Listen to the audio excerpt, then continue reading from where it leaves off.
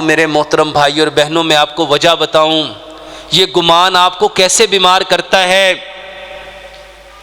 اللہ اکبر کبیرہ۔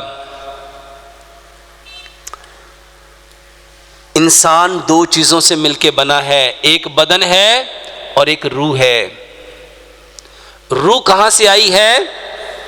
علیین سے، اور روح جانتی ہے کہ اس نے واپس کہاں جانا ہے؟ علیین میں۔ جب روح دیکھتی ہے نا کہ یہ بندہ کر کیا رہا ہے، اس کا گمان کیا ہے، اس کا ارادہ کیا ہے، اس کی سوچ کیا ہے، اس کی توجہ کہاں ہے، اس کا دھیان کہاں ہے، جب روح دیکھتی ہے کہ یہ تو دنیا کے لوگوں کو خوش کرنے کے چکر میں، دنیا میں اپنا سٹیٹس بنانے کے چکر میں، دنیا میں اپنے نام کو روشن کرنے کے چکر میں اپنی آخرت کو بھول گیا۔ میرے محترم بھائی اور بہنوں، روح طبیعت ہے۔ روح کیا ہے؟ طبیعت ہے۔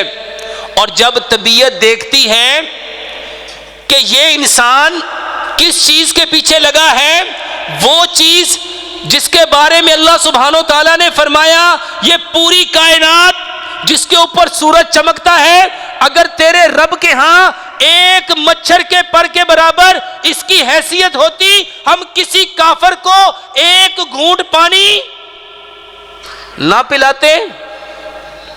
وہ دنیا جس کے بارے میں پیارے پیغمبر جناب محمد صلی اللہ علیہ وآلہ وسلم نے فرمایا دنیا مردار ہے، دنیا مردار ہے، اور اس کو طلب کرنے والے کتوں سے بدتر۔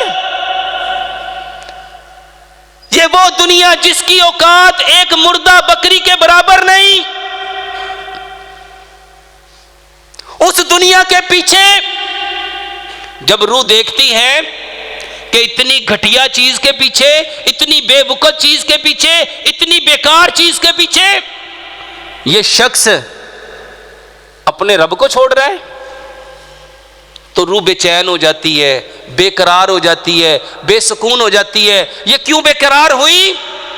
روح کو پتہ چل گیا اب میں واپس اپنے مقام اصل علیین کی طرف جا سکتی نہیں ہوں، بلکہ مجھے اس عمل کی وجہ سے، اس گناہ کی وجہ سے، اس بد فعل کی وجہ سے، اس بدگمانی کی وجہ سے مجھے سجین میں جانا پڑے گا۔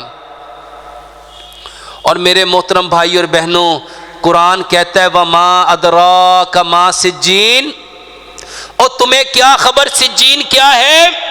روح کو خبر ہے، روح جانتی ہے، اور جب روح جانتی ہے کہ میرا علیین کا دروازہ بند ہو گیا اور مجھے کہاں جانا پڑے گا؟ سجین میں۔